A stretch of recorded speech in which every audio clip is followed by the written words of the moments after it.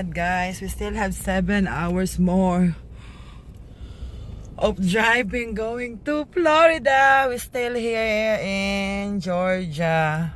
We still have 100 miles left. Not 100, more than 100. To hit Florida. More than 100? Okay, we are in Buc-ee's. This is the second Buc-ee's we stopped by.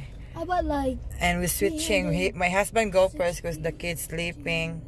And then when he came back, me and Johnny. Probably like 360 miles. I know. I mean 376 miles probably.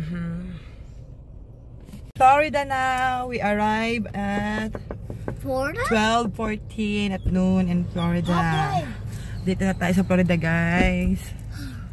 Nagpagas lang tayo dito sa Buc-ee's. You got it right? Bago tayo makapunta sa bahay ni ma'am, punta muna tayo sa ospital. Dalawin muna natin siya. Ang lagkit ng buhok ko. Say hi. Hi guys. Yeah. I'd say that's the hospital right there.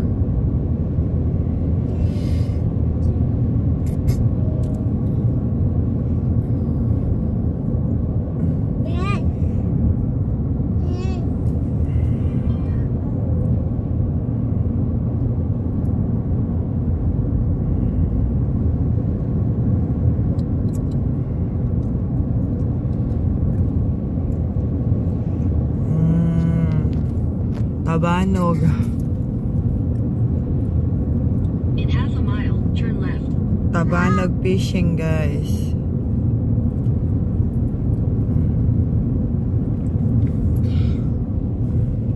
Do you can fish there?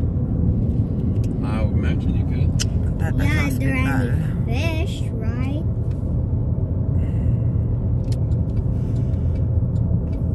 At the light, turn left, then turn right. Turn left, then turn right. Dito na tayo sa hospital kung nasaan si Turn left, then turn ma'am. right, right. Well, you go there, then. You made it to the hospital. Then turn left. We can bring the baby, you think? Well, there's the thing. They got a waiting room. You can sit there. I stay Why here. did you call that empty Why would you stay woman's here? car?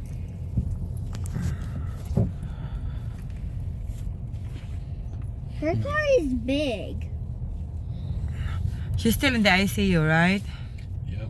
Josie. You go first and then me, like that. You can go up there. There's a waiting room right there. Josie. And then Johnny. Robin can go take care of the kids. What again? What you gonna say to your grandma honey? Whatever you want to say, what? Grandma Honey, I hope you feel better. No, stand up right here. Come on. What you gonna say? Grandma Honey, can you make a good pancake? That's And- all. And then, did you miss grandma honey? Yep. You love grandma honey? Yeah, her makes good pancakes. What you gonna say to the God?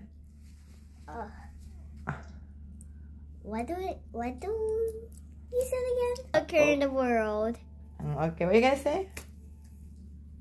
I like to call her, I love you. Oh, okay, you tell her. I love you. But What else? that's all I'm going to say.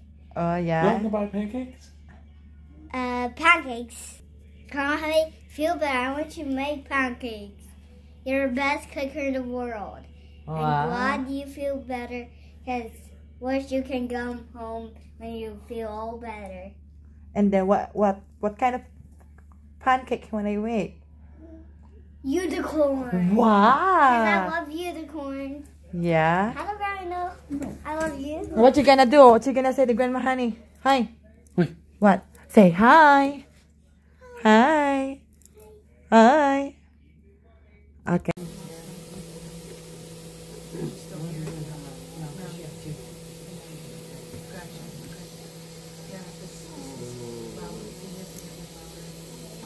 Yeah, what's a good time? What time do you go to bed? What time do you go to bed? I'll try to call you before then. I'll try to call you before then. Alright, I love you, honey. Right.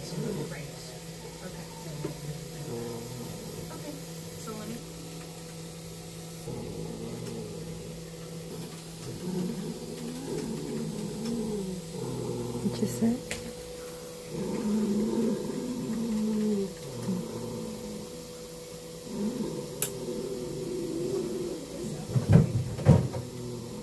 Oh my God, Mom. Why? But she did get receiving epi at 14:16 today, which did help her day shift nurse. So, no problem. Rhinovirus, but she came in because of bradycardia, heart rate in the 30s. She had a transvenous pacer and got a order for a receiving epi. All right, she's gonna grab it now. Thank you. Welcome. Sa hospital, guys. Bisita na naman natin si mother-in-law. At least, okay na. Hindi na siya binalikan ng tube. Yung, ano na lang, yung nebulizer para makahinga siya. Kasi pag tinanggal yun, hindi siya nakakahinga. So, kanina, parang dinala siya sa x-ray room. Tapos, nung umalis kami, sabi ng doktor na magte-therapy sila na tutulungan nila yung mother-in-law ko na makatayo ng sarili niya. Kasi kung hindi pa, mag-i-stay pa siya dito. Tapos, madami pang mga test na gagawin sa kanya, guys. So, yun yung aantayin natin. So, hopefully, magiging okay na siya para makauwi na siya. Makalakad na siya ulit pa. Mabalik na yung lakas niya. Pero, hopefully, maging okay na siya. So, kanina, umalis kami, kumain lang kami, tapos bumalik kami dito. Check namin yung mother-in-law ko. Andun yung asawa ko, tsaka yung anak namin na lalaki. Andun sa, ICU. Itong dalawang bata kasi, bawal dalahin. Ayaw ko sana silang bitbitin dito sa hospital, guys. Kasi alam nyo na, diba? Lalong-lalo yung baby. Tsaka si ate. Si kuya. Natatakot na ako ba? Pero wala tayong magagawa. Si Mister, minsan, okay sa kanya pag iniiwan niya ako sa bahay. Pero minsan, ayaw niya din. Yes. Yes. Yeah. Ayan, naglalaro. Winipe ko na yan dyan siya, guys. Kasi nagdala ako ng disinfected wipes. Pag pumupunta kami dito, pag dyan, winawipes ko yan dyan. Pero kahit i-wipes ko yan mga ng disinfected wipes, wala pa ring silbi. Kasi alam nyo, di ba, ang dumi. Umuupo sila dyan, kahit anong sabi ko na wag, ay nako, hindi. Pero pag pumupunta kami dito, pagka-uwi namin sa bahay, pinapaliguan ko sila ng warm water, binabanlawan ko sila una, tapos sinasabunan. Pagkatapos, sa shower muna, tapos warm bath water ko sila. Nilalagyan ko ng alcohol, yung nila. Tsaka yung sabon na safeguard. Sabon na safeguard muna, tapos Cetaphil. Yun yung ginagawa ko sa kanila. Sabi ng asawa ko, ang OA mo. Sabi ko sa asawa ko, hayaan mo ko, mga anak ko to. Wala kang magagawa kung anong gusto kong gawin. Yun yung ginagawa ko sa kanila. Tapos yung television, ang ingay, no? Kagabi, last night, andito kami, guys, mga antel. Nakarating kami dito mga, let's say, 6 o'clock ng gabi. Nakaalis kami 11:45. Naawa na ako sa mga bata kasi sabi ng mami, I'm hungry. Sabi ko sa mga anak ko, just wait for a little bit. Daddy's still in there and with Grandma Honey and I see you with Auntie Robin. So at the end, pag alis namin, wala nang restaurant, close na. Ang ending, yung kinain namin, McDonald's. No, McDonald's yung kinain ni Ma'am. At least, diba? At least, nabibisita natin si Ma'am. Nakikita natin yung kung maayos na ba siya. Ipopost ko siya, guys. Mga 1 week from now. Ipopost ko siya nung andun ako sa loob ng ICU. Binidyuhan ko siya. Ipopost ko yun, guys. Parang hindi makakapasok si kuya ng 1 week to 2 weeks. Pero tinawagan na namin yung school niya. Pasensya na sa light, guys, ha. Tinawagan na namin yung school niya. No, baby, stop it. This is not our light and you're not allowed to do that. Can you just play there? Thank you. Tinawagan na namin yung school niya. Tapos sabi nila, if he bring his iPad with him, it's so easy for him. But if he's not, it's still okay. Just let us know when you came back, because we're going to do we're gonna help him out. Yung pinost ko saglit yan ako dyan sa buutas. Ba't kayo? Ayan, naglalaro sila dyan. Yung Peppa Pig niyan, nilabahan ko na yan, guys. Lalabahan ko naman yan. Pero okay lang yan. Update ko lang kayo, guys. So, yan lang muna. Salamat sa panonood. Kahit konti lang kayo, okay lang yan, guys. At least, pagbaguhan ka talaga, upload ka lang. Di naman talaga ako baguhan, guys. Matagal na, pero hinto ako ng hinto. Kasi nga, dahil dito sa kamay ko, ino-operahan. This, ano na to, 4 times na na-operahan yung kamay ko. 4 times na to, guys. Kaya, hinto ako ng hinto. Tapos, nabuntis, nagkaanak, another operation na naman. So, ganun yun siya, guys. Parang yung mga full hands ako doon that time. Pero ngayon, pinipilit ko na mag-upload pa rin kahit maliit lang ninunood. Para hindi lang mamatay yung channel natin, di ba? Kasi, monetize na tayo, okay lang, maliit lang yung nanonood.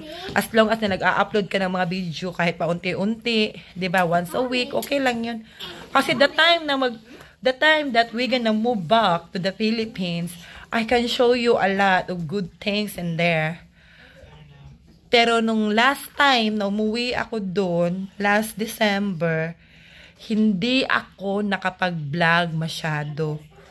Kasi may inasikaso ako doon para sa lupa na nabili namin sa probinsya. Tapos, just push the red button, my love. Okay, thank you. Tapos, second, ano tawag doon? Pinasemento ko yung baba ng bahay ng parents ko. Pero, pinasemento ko na doon last time, guys. Kaso nga lang, mabaha kasi doon sa tinitirhan namin, lalo na tinitirhan ng magulang ko. So, pagdating ko, long story short, nagdaman na naman, di ba? Pagdating ko, pinaayos ko na lang, guys. Ano na lang, I just zip my mouth and then talk a lot of things that it can offend them, or maybe I'm gonna say something that it cause pain in them, that you don't like it. So, I'd rather to be quiet and stay silent and just do it what I want to do. That's it, guys. So, yun yung nangyari nung bakasyon ko doon. Tapos, pumunta kami sa...